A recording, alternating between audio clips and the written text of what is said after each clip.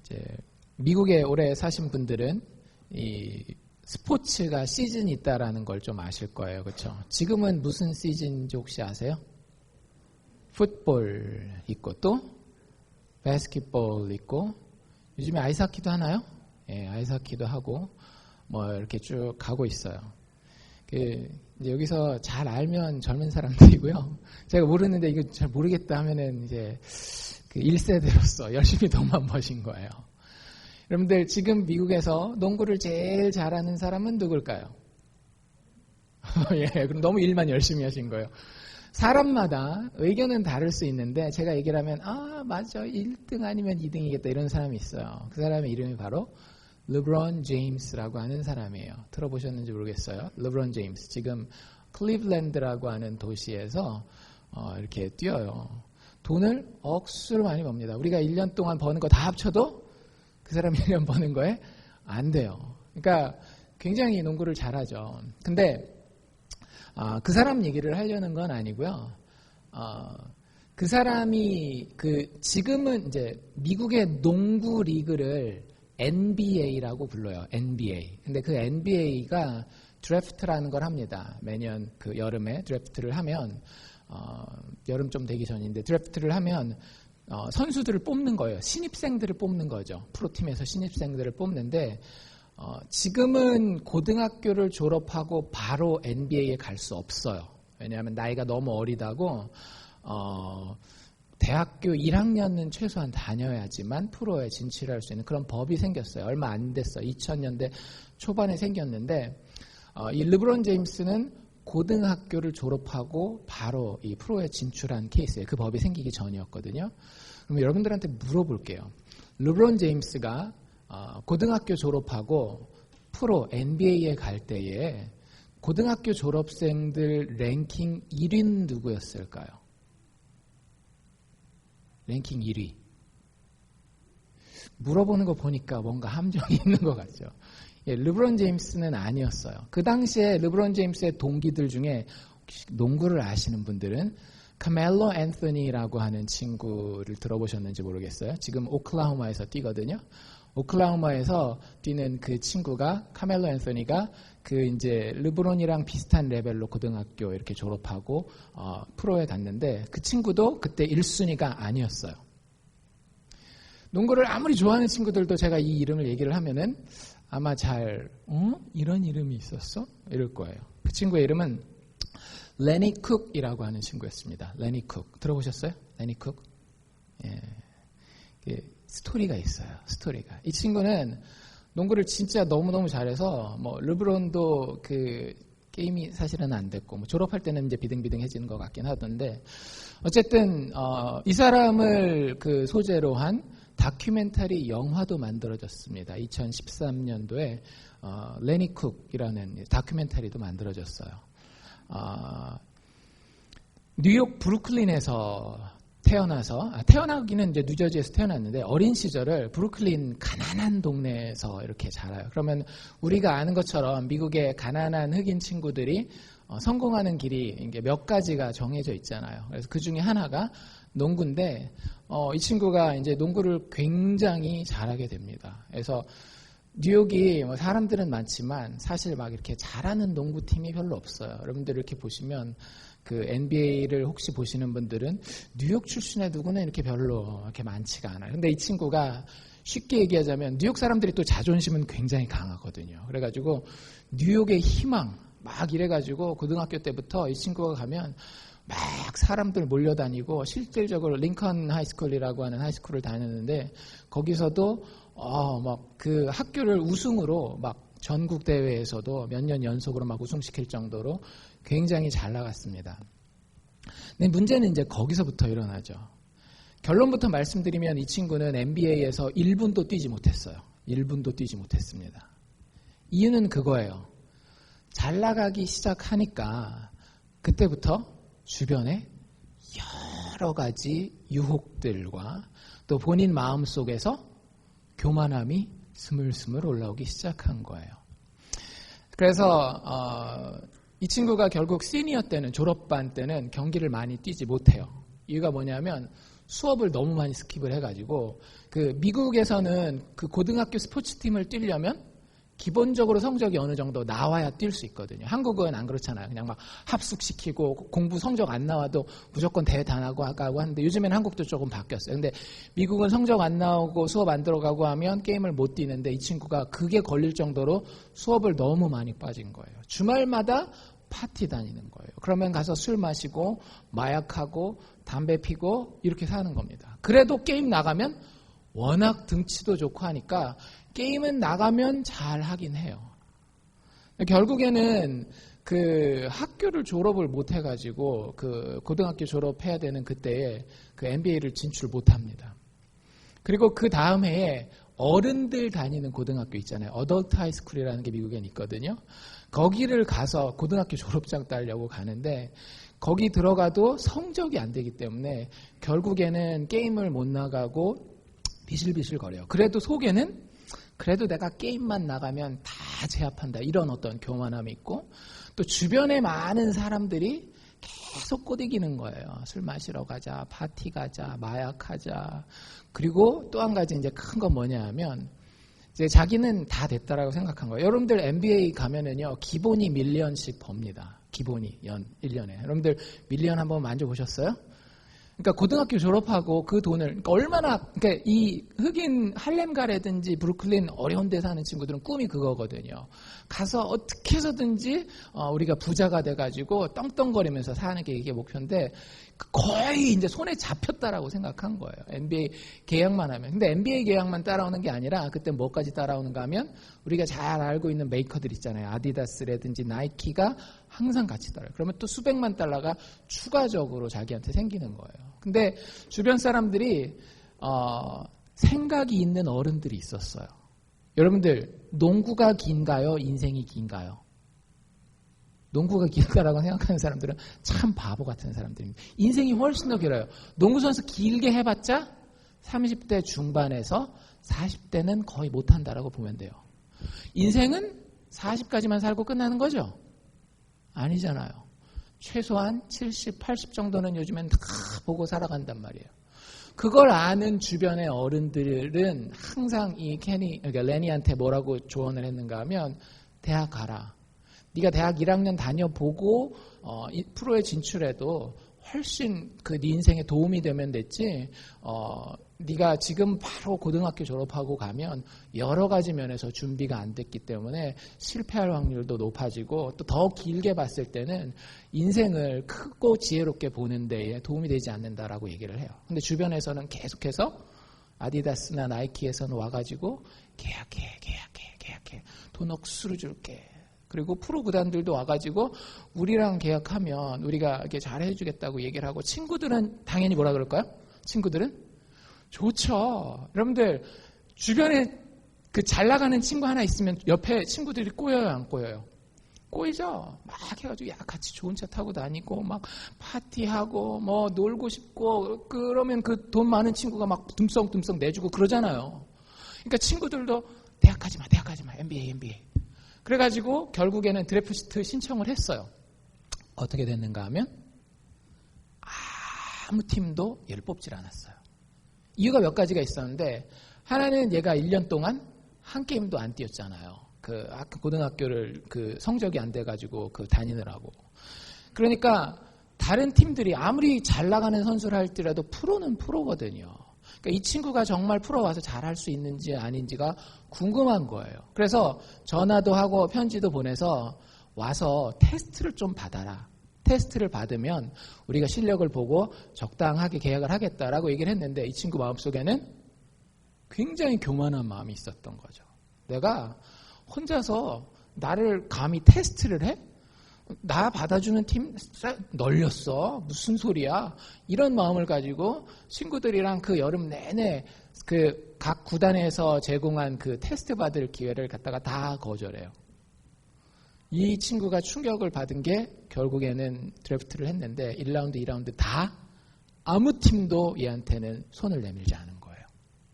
그제서야 이제 급해가지고 썸머리그라고 있거든요. 드래프트가 안 된 애들끼리 가서 열심히 막 보여줘가지고 갔는데 거기서도 안 뽑혔어요.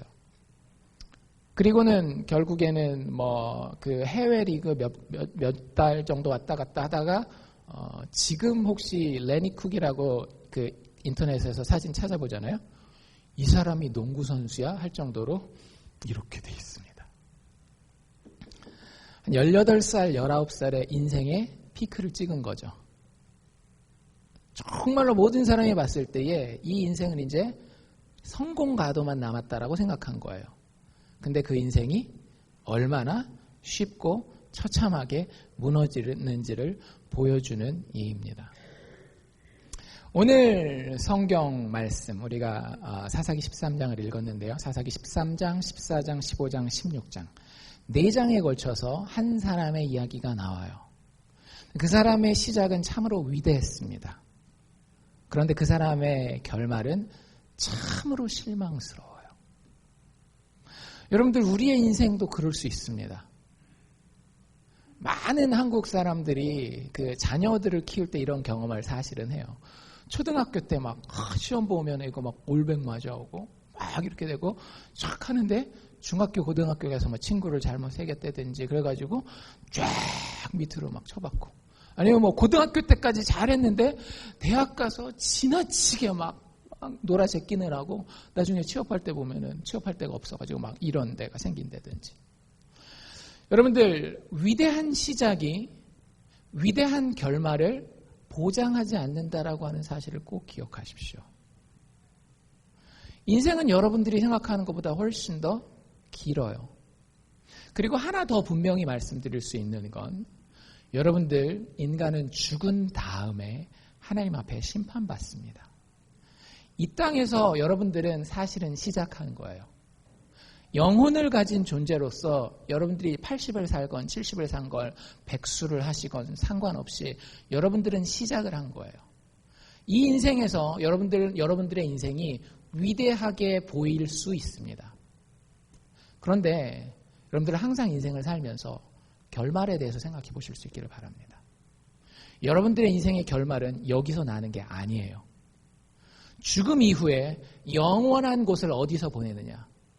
정말로 견디기 싫은 마귀도 가기 싫은 그 지옥에서 영원히 견디는 그 실망스러운 결말을 여러분들의 결말로 만들 것인지 아니면 온 우주를 창조하신 주권자이신 그 하나님과 영원히 사랑하고 함께 왕노릇하면서 여러분들의 위대한 결말을 기다리실지는 여러분들에게 달려있다고 하는 겁니다. 어쨌든 여러분들의 인생이 지금 어떻게 느껴질런지는 몰라요. 이 정도면 괜찮지 뭐. 이 정도 건강이면 괜찮지. 이 정도 재력이면 괜찮지. 이 정도 자녀 키워놨으면 좋겠지. 오늘 이야기는 우리에게 결론부터 말씀드린다라고 한다면 위대한 시작이 실망스러운 결말로 끝나기가 굉장히 쉽다라고 하는 이야기를 우리에게 던져주고 있습니다. 진짜인지 아닌지 한번 살펴볼 수 있기를 원합니다. 우리가 벌써 사사기를 본 지가 보름이 지났어요. 그렇죠? 2주 전이니까. 지난주에 추수감사절하고. 여러분들 사사기 간단하게 복습을 해보면 하나님 앞에 이스라엘 백성들이 범죄하게 되면 하나님께서 그들에게 심판하시고 심판하시면 이스라엘 백성들이 어떻게 해요? 회개하고 회개하면 하나님이 구원자, 즉 사사를 보내주시면 이스라엘 백성들이 그 사사들의 구원을 받아서 다시 평안을 누리게 되고 몸이 편안하면 또 어떻게 돼요? 다시 하나님 앞에 범죄하는 그런 패턴이 계속 반복되는 것이 사사기라고 말씀드렸어요. 오늘 13장 우리가 읽진 않았지만 1절에 보면 그 패턴이 다시 또 이 내려가는 패턴이 시작됩니다. 내려가는 패턴이. 1절에 보면 뭐라고 되어 있는가 하면 이스라엘 자손이 다시 제일 꼴 보기 싫은 단어예요. 이 사사기에서 제가 읽을 때마다 제일 비기 싫은 단어 다시. 이 다시가 나올 때마다 항상 뭐예요? 하나님 앞에 범죄하고 하나님 없어도 살 수 있는 그런 모드로 이스라엘 백성들이 탁 변하는 거죠. 이스라엘 자손들이 다시 여호와의 목전에 악을 행하였다. 여러분들 여호와를 배신하면 하나님을 섬기는 것을 떠나 하나님도 섬긴다라고 생각하지만 다른 것들을 섬기기 시작하면요. 그때부터 우리의 인생은 내리막길로 내려가는 겁니다. 여러분들이 어떻게 느끼건 뭐라고 주장하건 상관없어요. 여러분들 죽은 다음에 하나님께서 여러분들의 인생을 필름처럼 쫙 돌려주시면은요, 내 인생이 언제 내리막길이었는지는 분명합니다. 하나님으로부터 떠날 때예요. 이스라엘 백성들이 참 지혜롭지 못한 거예요. 우리가 살펴본 사사만 6명째죠. 그리고 이름 나와 있는 사사로 따지면 12명째예요. 그런데 이 모든 사람들이 결국엔 어떻게 되는 거예요? 잘 나가니까 하나님 뭐가 필요해 하고 자기도 모르는 사이에 내리막길로 가게 됩니다. 사실 이 삼손 때가 되면은요, 이스라엘이 굉장히 심각해요. 자기가 힘들게 산다라는 것 자체도 인식을 못해요.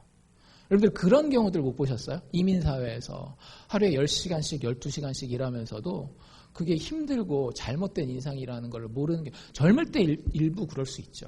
젊을 때. 근데 일주일에 7일씩 12시간씩 일하는 거, 그거 잘못된 거거든요. 진짜 잘못된 겁니다. 인간의 육체적으로도 잘못된 거고, 성경에도 보면 일주일에 하루 쉬라고 말하잖아요. 근데 그게 잘못됐는지도 모르고 사는 사람들이 우리들 주변에 꽤 있어요. 그게 심각한지도 모르고. 근데 이스라엘 백성들이 그 당시에 그래요. 어쨌든 하나님 앞에 다시 악을 행하고요. 결국 악을 행하면 어떻게 되죠? 하나님 앞에 심판받게 되죠. 이번에는 누구를 사용하시는가 하면 앞으로 계속해서 이스라엘 역사에서 다윗 왕이 나오기까지 이스라엘 백성들을 괴롭히는 족속이 될 텐데요. 블레셋 사람들에 의해서 고통을 받습니다. 그리고 그 블레셋 사람들이 40년 동안 이스라엘 사람들을 괴롭히고 거의 종 삼듯이 데리고 괴롭히고 고통을 주고 살았다라는 이야기가 13장 1절의 마지막이에요. 참 특이한 거는요. 여러분들 그 패턴을 기억하시죠? 이스라엘 백성들이 태평을 누리다가 하나님 앞에 범죄하고 하나님께서 처벌하면 그 다음 순서가 뭐죠? 이스라엘 백성들이 회개해야 되잖아요.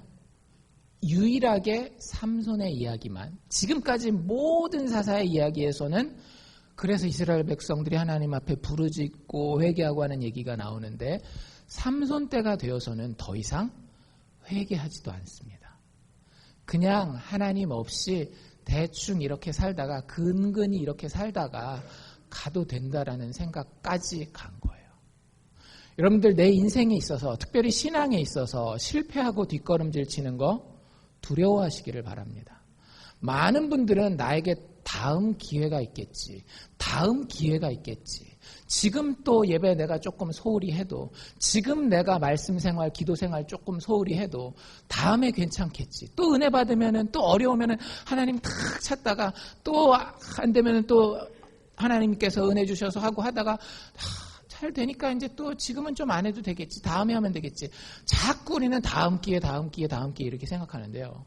여러분들 그러한 심령에게 가장 치명적인 약점이 뭐냐면 하나님이 우리를 기다리지 않기 때문이 아니라 그렇게 계속 그걸 반복하다 보면 우리의 영혼이 완악해져요. 그냥 이렇게 사는 거에 만족합니다. 정말로 하나님이 우리에게 주시기 원했던 그 완벽한 사랑과 완벽한 평안과 완벽한 만족이 우리를 기다리고 있고 우리의 심장이 그걸 원하고 있음에도 불구하고요. 그걸 극구 부인하는 거예요. 요 정도만 내가 사랑하고 요 정도만 사랑받으면 되지. 내가 요 정도만 만족하면 되고 요 정도만 평화를 누리면 되지 하면서 자기 스스로를 합리화해가면서 그냥 하나님이 주신 그것에서 훨씬 낮은 수준에서 부족한지도 모르고 살고 간다라고 하는 거예요. 이스라엘 백성들이 그래서 이번에는 회개조차도 하지 않아요. 여러분들 혹시 거기에 빠져 있지 않습니까? 회개해야 될 필요조차도 느끼지 못하는, 이 정도면 괜찮아. 여러분들 인생에 이 정도면 괜찮은 건 없습니다. 여러분들 인생을 볼 때에 제대로 된 인간이라고 한다면, 깨어있는 인간이라고 한다면 사회를 바라볼 때에, 그리고 사회만 바라보지 마시고 내 스스로의 인생을 바라볼 때에 내가 진짜 부족하구나, 나의 이 부분이 정말로 불행한 거구나라는 것을 느끼셔야 돼요. 그걸 못 느끼는 게 제일 불쌍한 겁니다. 그리고 그것이 하나님 앞에서 만족될 수 있다는 사실을 알아야 되는 거죠. 어쨌든 이스라엘 백성들이 더 이상 구원자를 구하지도 않아요. 회개와 부르짖음이 나타나지 않습니다. 구원의 필요조차도 느끼지 못하는 심각한 상황까지 가 있어요. 그런데 분명히 이 체인이 끊어질 것 같잖아요. 끊어지지 않아요. 이스라엘 백성들이 그렇게 어려움을 겪을 때 회개하지 않았음에도 불구하고 하나님이 구원자를 보내셨다, 안 보내셨다? 구원자를 보내신다라고 하는 거예요. 참 신기하죠. 여러분들, 우리에게 끝까지 우리의 육신의 생명이 있는 한, 우리에게 여전히 소망이 있는 이유는 뭐냐 하면 하나님의 은혜의 손길이 있기 때문입니다. 여러분들이 지금 뭐라고 생각하고 살건, 어떤 상황 가운데 있건 상관없어요. 여러분들 육체의 목숨이 아직 붙어 있습니까? 하나님께서 우리를 기다리고 계시다라고 하는 증거예요. 하나님께서 우리를 구원하시고자 하는 기다림이 있다라고 하는 증거입니다. 그게 하나님이 하나님의 백성들을, 인간들을 대하는 태도예요. 그래서 실질적으로 하나님께서 한 가정을 사용하시는데 얼마나 그 시작이 위대한지 몰라요. 그 탄생부터가 휘황찬란합니다. 이전에 보면 이 구원자의 탄생이 마지막 사사거든요. 사실은 이 사사 삼손이 끝나면 사사기가 끝나는 거예요. 이 마지막 사사인 삼손의 탄생은 참 위대합니다. 첫 번째, 잉태할 수 없는 여자가 아들을 낳게 되는 거예요. 여러분들, 이거는 우리가 두 글자로 뭐라고 부르는가 하면 기적이에요. 하나님께서 하나님의 백성들을 구원하시는데 특별히 이 삼손의 이야기는요, 기적적인 탄생을 통해서 시작한다라고 하는 거죠. 그리고 그냥 아기가 기도 많이 해가지고 비나이다 아이 하나 주십시오 해서 이렇게 태어나는 정도가 아니라 그들이 아이가 없을 때에 하나님이 여호와의 사자를 직접 보내요. 즉 천사를 갖다가 만나게 합니다. 여러분들, 성경에 천사 이야기가 많이 나오지만 아이가 태어날 것이다 라고 천사가 나타나는 케이스는요, 이 앞에 한 번밖에 없었어요. 이삭이 태어날 때. 나머지는요, 아무리 위대한 사람이 태어나도, 모세가 태어나도, 아브라함이 태어나도요, 하나님의 천사가 직접 나타나서, 하나님 여호와의 사자가 나타나서 아들을 낳을 것이다 라고 이야기하는 것은 이삭 다음에는 삼손이 유일무이한 거예요. 그 다음에 이제 신약으로 넘어가야 되지만, 어쨌든 그 삼손의 탄생에는 하나님께서 될 수 없는 그 여자에게 기적을 베푸셔서 아이를 가지게 하실 뿐만 아니라 그 아이가 태어난다라는 것을 하나님이 거의 직접 내려오다시피 해서 자신의 가장 귀중한 천사를 보내서 너에게서 탄생할 아이가 너 이 백성의 구원자가 될 것이다 라고 얘기를 하고요. 뱃속에서 그냥 응애에 태어나면 그 아이가 태어나서 잘 자라다 보면 하나님을 위해서 위대한 일을 할 수도 있어 라고 이야기를 하는 게 아니라 뱃속에 있을 때부터 하나님이 그 아이를 딱 점지해서 택합니다. 5절에 보면 보라 내가 잉태하여 아들을 낳으리니 이 아이는 태에서 나옴으로부터 엄마 뱃속에 있을 때부터 하나님께 바쳐진 나실인이다 라고 이야기를 해요. 그러니까 태어날 때부터 다른 아기들이랑은 완전히 가문이 다른 거예요. 이놈은 태어나면 뭔가 큰 일을 할 겁니다. 근데 거기 뒤에 보면 또 뭐라고까지 얘기를 하면 이 아이가 할 일이 있다라는 거예요. 이 아이의 할 일이 무엇인가 하면 그가 블레셋 사람의 손에서 이스라엘을 구원하기 시작하리라. 아까 그 레니 이야기대로 한다면 만나는 감독 코치들마다 다 뭐라고 얘기를 하는 거예요? 얘는 NBA 가서 탑 레벨의 선수가 될 겁니다. 탑 레벨의 선수가 될 겁니다. 이 얘기를 갖다가 그것도 하나님의 천사로부터 직접 들은 거예요. 얘는 응애에 태어나고만 하면 손에 뭘 들고 있는 거예요? 금수저를 들고 있는 거예요. 영적으로나 뭐 어떤 능력으로나 금수저를 가지고 태어난 겁니다. 정말로 위대한 탄생이에요. 삼손의 탄생 이야기만큼 위대한 탄생의 이야기는 우리가 구약성경 전체를 다 찾아봐도 많이 없어요. 한 두 개 정도나 될 정도로. 그러니까 삼손은 태어나면서부터 사실은 굉장히 위대해야 됐었던 사람인 거예요. 그럴 수밖에 없는 조건 가운데 태어났어요. 나실인으로 구별받았다라 그러잖아요. 나실인은 사실 그 레위기라든지 민수기에 보면 하나님께 구별해 바친 사람들을 나실인이다라고 불러요. 근데 나실인에게 그 꼭 지켜야 되는 규정이 있는데, 예를 들어서 제가 2018년 한 해는 하나님 앞에 나실인이 되어 저를 바치겠습니다 하면 2018년도 한 해 동안은 세 가지를 하면 안 돼요. 첫 번째는 포도주와 독주를 마시면 안 됩니다. 왜? 포도주와 독주를 마시면 술이 누구를 조정해요?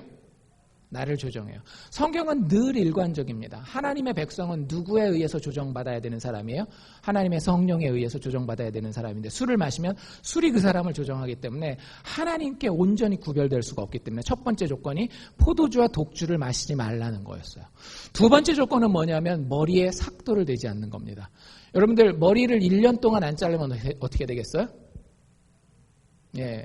머리를 1년 동안 안 자른 사람을 알아볼 수 있겠나요? 못 알아보고 지나갈 수 있나요? 못 알아보고 지나갈 수가 없겠죠. 머리를 기른다라고 하는 것은 다른 사람 앞에 숨기지 않고 내가 하나님 앞에 바쳐진 자입니다 라고 하는 것을 드러내는 거예요. 부끄러워하지 아니하고. 요즘 예수 믿는 사람들은 어때요? 교회 다니는 거, 예수 믿는 거, 술자리 가면 혹은 직장에서 학교에서 되게 부끄러워하잖아요. 예수 믿으면 막 손가락질하는 사람들이 있으니까. 근데 하나님 앞에 정말로 바쳐진 나실인들은요. 하나님이 머리 깎지 마. 그래서 다른 사람들이 딱 보면 너 하나님께 속한 자구나. 이게 딱 구별이 되는 자들이었어요. 세 번째, 포도주도 독주도 마시면 안 되고 머리에 삭도도 되지 않고 마지막 세 번째는 뭐였는가 하면 시체를 만지면 안 됩니다. 왜냐하면 시체는 부정한 것이기 때문에. 시체를 만지는 순간 그리고 시체와 관계하는 순간 나실인들은요, 나실인의 서약이 깨져요. 그래서 다시 시작해야 돼요. 그래서 나실인의 그 서약을 잘 지키려면 자기의 친척들이 죽어도 그 시체를 만진다, 안 만진다? 만지지 않게 돼 있어요. 만약에 만지고 싶으면 어떻게 해야 되는가 하면 만지고 난 다음에 다시 시간이 지나고 나서 정결하게 하고 난 다음에 처음부터 다시 시작해야 되는 거예요. 그만큼 나실인이라고 하는 것은 하나님 앞에 온전히 바쳐진 자였는데 삼손은 이 나실인 중에서도 진짜 구별된 나실인이었어요. 나실인은 아까 얘기한 것처럼 시작하는 시점이 있고 끝나는 시점이 있습니다. 근데 천사가 한 얘기를 이 아내가 듣고 남편 마노아라는 사람에게 전해주는데 그 7절에 보면 뭐라고 얘기를 하는가 하면 그 모든 것을 언제부터? 엄마 뱃속에서부터 시작해서 언제까지? 죽을 때까지 하라는 거예요. 그러니까 삼손은 태어나면서부터 평생 나실인으로 서원이 된 겁니다. 하나님을 위해서 처음부터 끝까지 준비된 자라고 하는 거죠. 그러니까 여기서 이 삼손이 모든 다른 사사들과 구별이 됩니다. 여러분들 다른 사사들은 항상 하나님이 언제 부르셔요? 인생을 좀 살다가 세상에서 좀 망가지고 죄도 짓고 그러다가 이렇게 하나님이 선택하셔가지고 이렇게 가잖아요. 근데 하나님의 입장에서 봤을 때 삼손은 처음부터 한 번도 더럽혀지지 않고 한 번도 죄 짓지 아니하고 하나님만을 위해서 하나님의 백성만을 위해서 아주 귀하게 위대하게 탄생되어서 구별된 자가 됐다라고 하는 거예요. 삼손은요 약점이 없어요. 우리가 본 사사들마다 다 약점이 있었던 거 기억하시죠? 왼손잡이에다가 여자에다가 또 하여튼 갱스터에다가 그 겁쟁이에다가 별의별 그런 약점들이 다 있었잖아요. 삼손은요 약점이 없습니다. 약점을 나중에 이제 얘가 잘 나가고 난 다음에 그 다음에 이제 약점을 자기가 만드는 거지. 그 전까지는 태어나면서부터 하나님 앞에 사사로 부르심을 받기까지 약점이 하나도 없어요. 게다가 탄생만 이렇게 위대한 것이 아니라 부모의 신앙조차도 참 고결해요. 이 처음에 하나님의 사자가 여호와의 천사가 나타나서 이 마노아의 아내에게 이야기를 하잖아요. 그걸 마노아가 듣고 자기는 그 자리에 없었거든요. 그래서 하나님 앞에 가서 기도합니다. 하나님, 저도 하나님의 천사를 만나기를 원합니다. 그 사람 한 번만 더 보내주십시오라고 기도를 해요. 하나님 그 기도를 들으셔요. 그래서 그 하나님의 천사가 이번에도 나타나는데 이번에도 누구한테 나타나는가 하면 마노아의 아내에게 나타나요.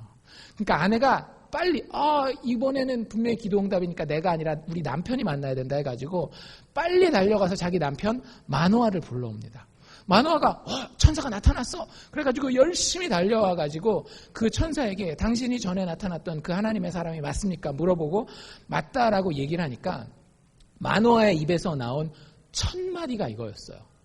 마노아의 입에서 무슨 얘기가 나오는가 하면 하나님의 사람 당신이요, 이 아이를 어떻게 길러야 되겠습니까?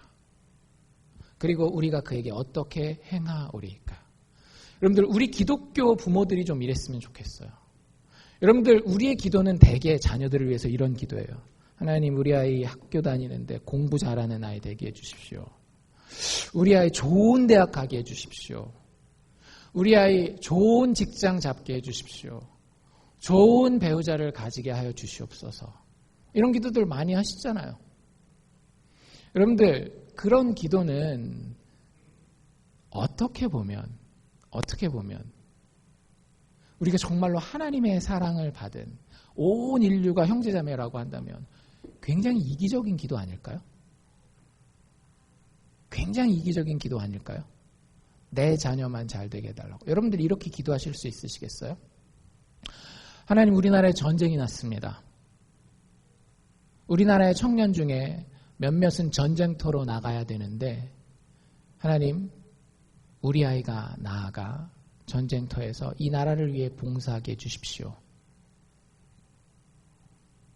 제가 아는 그 어떤 케이스들은요, 제가 그분들을 어떤 개인적으로 이렇게 비하하는 건 아니지만 가끔은 기도의 범위가 너무 좁다라는 생각이 드는 경우가 있어요. 우리 아이가 군대에 가지 않도록 도와주십시오. 그렇게 기도하는 케이스들이 있거든요. 근데 그런 것들을 들으면 그럼 그 친구가 안 가면 누군가는 가야 되는 거잖아요. 예수 믿는 사람이 기도할 때에는 그 기도가 얼마나 하나님의 성품을 닮았는지를 꼭 살펴보고 기도해야 됩니다. 안 그러면 그 기도는 미신적인 기도예요. 미신적인 기도의 특징이 뭔지 아세요? 모든 것의 유익이 나한테 돌아오는 거예요. 다른 사람과 공동체를 생각하지 않아요. 기껏해야 공동체 생각하면 우리 식구들, 우리 친척들, 거기서 끝이에요. 여러분들, 이 마노아가 꽤 괜찮은 사람이라는 걸 이걸 보면 알 수 있는 거예요. 내가 이 아이가 어떻게 성공해야 되는지, 이 아이가 어떻게 복받아야 되는지 결정하지 않아요. 하나님 보시기에 이 아이를 어떻게 키워야 되겠습니까? 여러분들, 여러분들의 자녀들이 아직 결혼 안 한 친구들도 있고 결혼하셔서 자녀를 가지신 분들도 있는데 여러분들의 자녀들이 하나님을 정말로 사랑하는 그런 자녀들이 되기 위해서 질문하십니까? 공부하십니까? 애쓰십니까? 그리고 하나님 앞에 기도하면서 하나님 이 아이를 어떻게 길러야지 이 아이가 하나님을 사랑하겠습니까? 어떻게 하면 살아있는 예배의 감격을 아는 아이가 되겠습니까? 어떻게 해야 이 아이가 하나님의 말씀을 사랑하는 아이가 되겠습니까? 어떻게 하면 이 아이가 위기의 순간을 만났을 때 엄마 아빠한테 달려오기 전에 하나님 앞에 먼저 무릎 꿇고 하나님과 교제하는 아이가 되겠습니까? 어떻게 이 아이를 키워야 되겠습니까? 그리고 우리가 할 수 있는 일이 무엇인지 알려주셔서 우리가 그 아이에게 어떻게 행하여야 하리까라고 물어볼 수 있어야 된다라고 하는 거예요. 여러분들, 그 아이는 삽니다. 장담합니다. 제가 본 모든 부모들은 자기 자식들을 사랑했어요. 거의 한 명도 예외가 없었습니다. 그런데 많은 경우에 그 아이들의 실패를 지켜봐야 했어요. 대부분의 그 부모들은 이기적으로 자기 아이들을 사랑한 사람들이에요. 성경은 분명하게 선언합니다. 여러분들의 세상에 진리라는 게 있어요. 세상에 공평과 정의라는 게 있습니다. 세상에는 바름이라고 하는 것이 있어요. 우리가 그 하나님의 바름 앞에 자녀들을 맡겨놓을 때에 그때 자녀들이 살아날 수 있는 거예요. 내가 아무리 내 아이를 위해서 생명을 바쳐도요, 여러분들 절대 그 아이가 나의 노력 때문에 살아나지 않습니다. 어쨌든 마노아는 그것을 제일 먼저 물어봤어요. 그리고 그를 위하여서 제사를 준비합니다. 하나님의 천사에게 제사를 준비합니다. 그리고 하도 궁금해서 한 가지 물어봐요. 뭐라고 물어보는가 하면 당신의 이름이 무엇입니까? 라고 물어봐요. 참 재밌는 표현인데요. 이 하나님의 천사가 하나님을 대신해서 이름을 알려줍니다. 18절에 보면 뭐라고 되어 있는가 하면 나의 이름은 기묘라. 기묘라. 영어로 wonderful이라는 뜻이에요. 다른 어떤 영어 성경 번역본에는 이렇게 써 있더라고요. beyond understanding. 여러분, 하나님은 우리에게 이름을 주실 때 이런 이름을 주시는 거예요. 우리는 우리 생각대로 우리의 경험을 가지고 내가 생각하는 여기에서 이렇게 이익을 봐야 내가 살 것 같고 내 자녀들이 살 것 같고 우리 식구들이 살 것 같고 그래요. 그런데 하나님은 절대 그렇지 않아요. 우리들 인생에 일어나는 일들은 참 신기한 일들이라고 하는 거예요. 한번 물어봅시다. 여러분들이 지금 나이가 40이건 50이건 60이건 70이건 간에 20년 전에 30년 전에 여러분들의 인생의 모습이 지금 이 모습 이대로일 거라는 걸 정확하게 예측하고 지금 이 모습이 되신 분이 있으세요? 없죠. 인생을 20년밖에 안 사는 사람들도 10년 전에 내가 계획했던 모습대로 여기 앉아있는 사람은 아무것도 없을 거예요. 아무도 없을 거예요. 앞으로의 인생도 그럴 겁니다. 여러분들이 지금 무슨 계획을 하고 어떤 미래의 모습을 꿈꾸는지는 모르지만 분명히 여러분들 다를 겁니다. 근데 그 모든 것의 뒤에 누가 역사하고 계신지 아세요? 하나님께서 역사하고 계세요. 그렇기 때문에 그 하나님을 알면 우리는 하나님을 wonderful, beyond my understanding, 나의 이해를 뛰어넘으셔서 내 인생을 만들어 놓는 분이에요. 한 가지 중요한 건 뭐냐면 내가 하나님의 자녀라고 한다면 하나님이 내 인생을 기묘하리만큼, 우리 지난번에 기도원 얘기했을 때 했던 것처럼 기가 막힐 만큼 내 인생을 아름답게 만들어 놓는다라고 하는 겁니다. 여러분들 이 자신감이 있어야 우리가 하나님을 믿을 수 있는 거예요. 여러분들 하나님은 이해해서 믿는 게 아닙니다. 물론 하나님이 이해하도록 우리를 이끌어 주시지만 최종적인 순간에 가서 우리는 믿음의 결단을 하는 거예요. 하나님이 나를 사랑하셔. 하나님이 내 인생을 책임지실 거야. 라는 세상이 알 수 없는, 우리가 하나님을 신뢰하기에, 우리의 부모로서 온 우주의 창조로서 하나님을 신뢰하기에 하나님을 믿는 그 세상의 이해를 뛰어넘는 헌신이 있을 때, 믿음이 있을 때에 우리는 하나님의 기적을 체험할 수 있다라고 하는 거죠. 그래서 이름을 그렇게 가르쳐 주시는 거예요.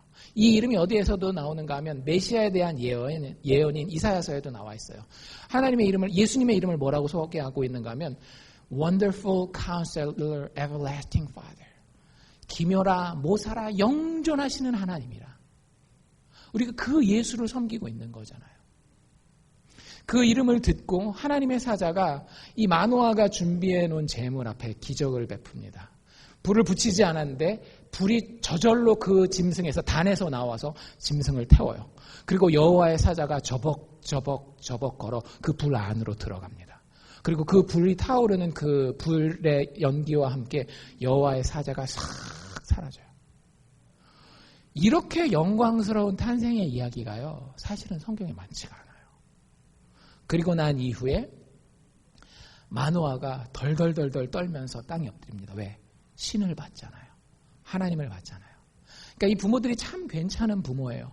여호와를 경외할 줄 아는 부모입니다. 근데 참 더 괜찮은 건 뭐냐면 이 남편과 아내가 각각 다른 색깔을 가지고 서로의 부족한 점을 채워주는데, 마노아는 이제 죽었다 하고 엎드려져 있는데 아내가, 여기 아내 이름도 안 나와요. 저 이름 좀 한번 알았으면 좋겠는데 어쨌든 이 아내가 어떻게 보면 더 믿음이 성숙한 것 같아요. 23절에 보면 뭐라고 얘기를 하는가 하면 여호와께서 만약에 우리를 죽이려고 하셨다면 우리가 지금 제사도 못 드리고 죽었을 것이다. 그런데 하나님이 우리의 제사를 받으시지 않았느냐. 그런 걸 보면 하나님이 우리에게 선한 일을 베푸실 계획을 가지고 있음이 분명하다라고 해서 사리 판단을 할 줄 아는 여자가 있는 거예요. 그러니까 여호와를 두려워하는 남편, 그리고 사리 판단을 할 줄 아는 아내, 이런 부모 만나기가 쉽지 않거든요. 여러분들 많은 가정들 보면 그 엄마가 참 괜찮으면 아빠가 좀 힘들고, 아빠가 참 괜찮으면 엄마가, 아니면 둘 다 너무 힘들고, 뭐 이런 경우들 되게 많잖아요. 근데 이 삼손은 태어나기 전부터 부모가 하나님 앞에서 너무나 잘 준비되어 있었던 거예요. 그리고 이 아이가 태어납니다. 아이를 낳았을 때 아빠가 아니라 엄마가 이름을 붙이는데 이름을 뭐라 그래요? 삼손이라고 불러요. 삼손은 강한 자라는 뜻이에요. 하나님의 백성들을 강한 자가 되어서 그 포갑자들로부터 구출해내라라는 그런 소원을 담고 있었겠죠. 그래서 강한 자 삼손이라고 부르게 됩니다. 그리고 난 다음에 이 아이가 자라는 과정을 아주 짧게 이렇게 설명해요. 아이가 자라매 여호와께서 그에게 복을 주셨더라. 여러분들 우리 자녀들에게 필요한 것은 이것입니다. 내가 아이들에게 잘해주는 것이 아니라 여호와가 주시는 그 복이 필요한 거예요. 그리고 일정 나이가 되었을 때 대충 학자들은 한 18살 정도라고 보거든요. 마지막 25절에 보면 13장 25절에 뭐라고 되어 있는가 하면 소라와 에스다올 사이 마하네단에서 여호와의 신이 비로소 그에게 감동하시니라. 하나님의 성령이 임한 거예요. 여러분들 하나님의 성령이 임하면 사람이 달라집니다. 삼손 같은 경우는 하나님의 성령이 성령이 임했을 때 초인적인 능력을 발휘해요. 사자와 싸워서도 이기고 뭐 이런 일들을. 근데 그건 하나의 예일 뿐이고 어쨌든 모든 삼손의 삶 가운데에 하나님이 복 주시고 성령께서 감동하시는 삶을 삼손이 살았던 거예요. 만 18세가 되었을 때까지. 만 18세가 되었을 때까지. 여러분들 만 18세가 되었을 때 삼손이 드디어 포지션에 올라갑니다. 어떤 포지션에? 공식적으로 사사가 돼요. 여기서 18살 되신 분들 거의 대부분이죠. 여러분들 18살 때 뭐가 된 거예요? 미국의 대통령이 된 거예요. 18살. 그러니까 이 사람이 앞으로 나가더라도 얼마나 짱짱하게 잘 나갈 수 있는지. 탄생이 위대했죠. 부모가 뒤에서 그렇게 잘 받쳐줬죠. 그리고 하나님이 그 가는 모든 순간순간마다 복 주시고 그리고 그 필요한 때마다 힘을 더하기 위해서 성령으로 감동해 주셨죠. 이렇게 위대하게 만 18세까지 살았던 사람이 별로 많지 않아요. 지금 당장 왕으로 삼아도 이스라엘 백성들이 오케이 할 수 있을 만한 모든 것을 갖춘 사람이었어요. 근데 오늘 본문에는 안 나오지만 결론부터 말씀드리겠습니다. 다 아시잖아요. 삼손의 이야기는요. 이스라엘 사사 역사의 최악의 실패입니다. 꼭 아셔야 돼요. 우리 삼손 굉장히 위대한 것 같잖아요. 되게 위대한 것 같죠. 막 힘세가지고 막 블레셋을 혈혈단신 혼자 들어가가지고 다 무찔고 이런 것 같잖아요. 아니에요. 여러분들 그 전에 싸웠던 사사들의 이야기들 기억하십니까? 기본적으로 몇만 명씩 이렇게 무찔러요. 삼손이 몇 명 죽었게요 평생 동안에.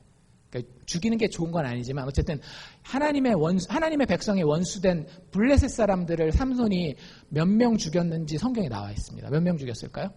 다른 사사들은 막 수만 명씩 이렇게 죽였거든요.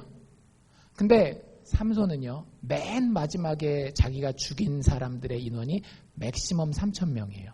그리고 거기에 해설이 뭐라고 달려있는가 하면 이 마지막 죽을 때에 죽인 인원이 살아있을 동안에 죽인 모든 인원보다도 많다라는 거예요. 그러니까 맥시멈 3,000명에다가 그 전까지 죽였던 인원은 그거보다 작아야 될 거 아니에요. 2,999명. 다음에 몇 명이에요? 5,999명이 삼손이 살았을 동안에 죽인 이스라엘 백성들의 원수 블레셋 사람들의 수입니다. 사실은 되게 이해가 안 돼요. 삼손만큼 힘이 좋았었던 사람이 없고요. 삼손만큼 정치적으로 신앙적으로 준비가 돼 있었던 사람도 없어요. 그런데 삼손만큼 하나님의 백성들의 대적을 적게 물리친 사사가 없다라고 하는 거죠. 그리고 신기한 건 뭐냐면요.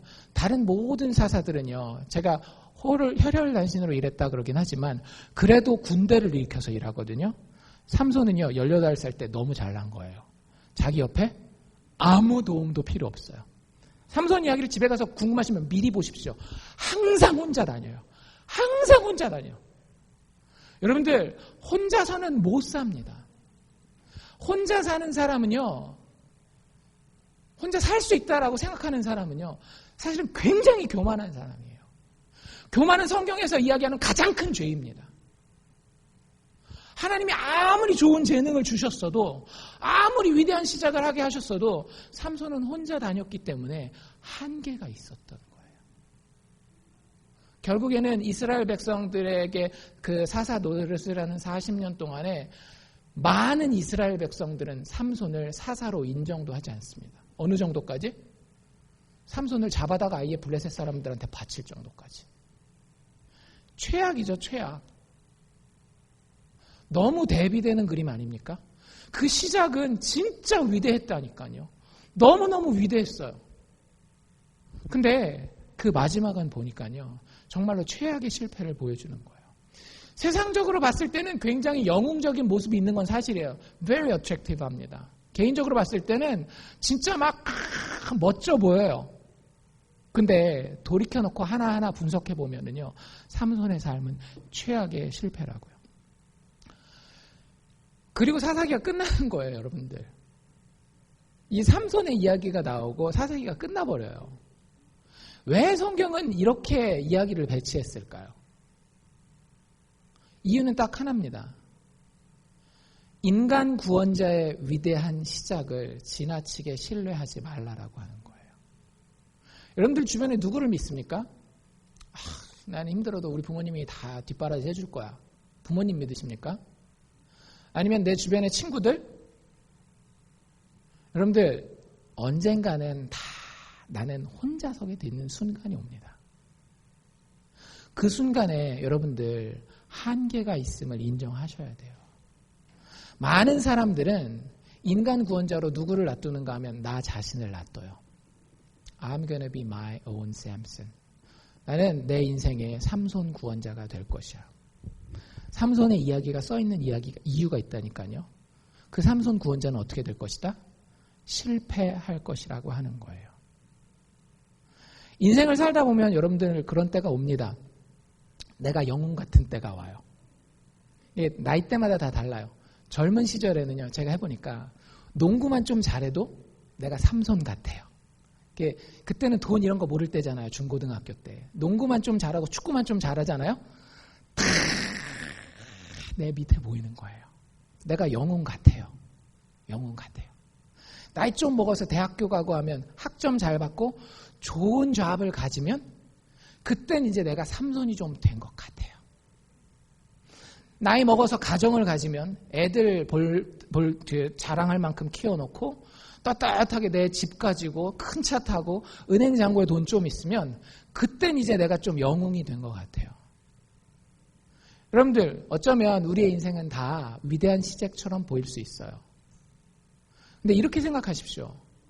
여러분들 진짜 짐승처럼 살다가 60년, 80년 살고 끝날 존재로 살으실래요? 아니면 영원토록 왕노릇하는 존재로 살으실래요? 여러분들 우리가 왜 위대한 걸 좋아하는지 아세요? 이 땅에서 인간이 인생을 마치지 않는다라는 걸 알고 있기 때문에 그런 거예요. 교회를 다니건 안 다니건 상관없어요. 많은 사람들이 위대한 걸 좋아한다라고 하는 것은요, 이름이 남는 것을 좋아한다라고 하는 것은요, 사실 이름 남는 게 때로는 나한테 아무 도움이 안 되는 경우도 많거든요. 그럼에도 불구하고 위대한 것, 영광스러운 것을 좋아하는 것은 내 육신의 생명 너머에 어떤 세상이 있다라는 걸 알고 있는 거예요. 그래서 그게 만족되기를 원하는데 여러분들 그게 지금 내가 농구 좀 잘한다고, 지금 내가 좋은 직장에 좋은 대학에 들어간다고, 지금 내가 가정을 조금 번듯하게 세워놨다라고 나의 영원한 영광을 보장하지 않는다라고요. 인간은 영원히 살도록 만들어진 존재입니다. 듣기 싫고 인정하기 싫고 여러분 눈에 아무것도 보이는 게 없는지 모르시겠지만 교회에 왔으니까 한번 들어보세요. 인생은 절대 죽은 다음에 끝나지 않아요. 우리의 영혼은 영원히 지속됩니다. 목사가 하는 말 한번 귀 기울여 들어보세요. 어떤 분이 그런 얘기를 하시더라고요. 현대 교회가 망하는 이유가 뭔지 아시느냐? 이 교회는 더 이상 우리의 인생 너머의 세상을 바라보지 않기 때문에 교회가 망하고 있다는 거예요. 교회가 맨날 무슨 얘기예요? 기도 열심히 하면 자식들 복 줄 것이라고, 교회 봉사 열심히 하면 사업 잘 될 거라고, 이 땅에 눈에 보이는 것만 이야기하려면요, 교회 안 다니는 게 맞습니다.